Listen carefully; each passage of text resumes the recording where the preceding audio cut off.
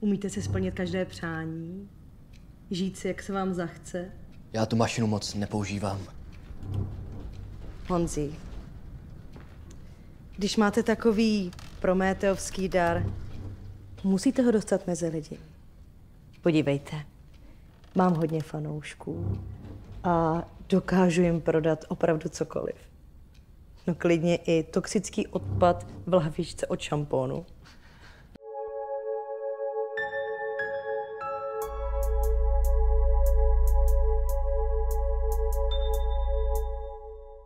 Já mám celkem rád ty šampony. Stačí říct a může vám to tady praskat ve švech. A můžete si žít jako král a vyhrát třeba i Nobelovku. Jediné, co od vás chci, je, abyste mi prokázal tuhle malou službičku. Jedu a já si řeknu, jedu, je tu hodina H, hodina H. Horečka mě žene a máme dneska vene, je tu hodina H, hodina H. Hodina H, hodina H, hodina H.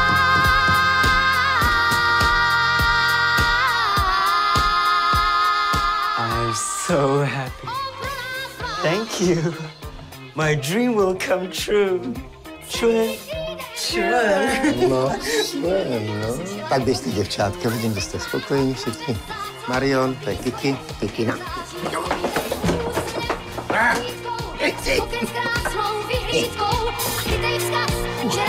My jsme komunita, jo? Tak my si prostě dáváme rady, povídáme si vlastně, jak se nám líbí věci, co.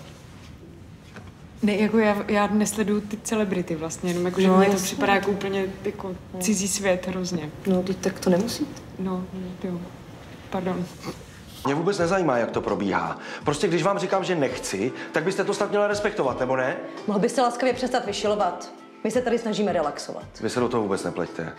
Nervák, ale i nezdvořák. Měla byste si ho srovnat.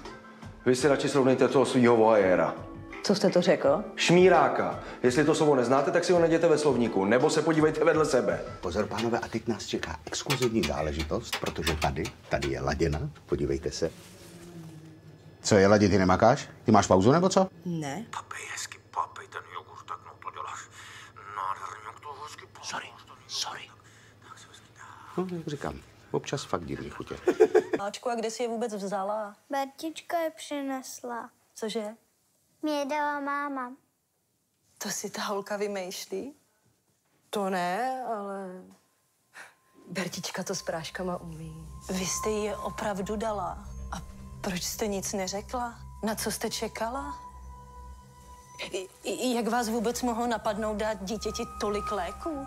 Bertička ví, že si nemůže brát víc jak čtvrtku pilulky. Já nevím, co je to napadlo, si nějak blbnuli.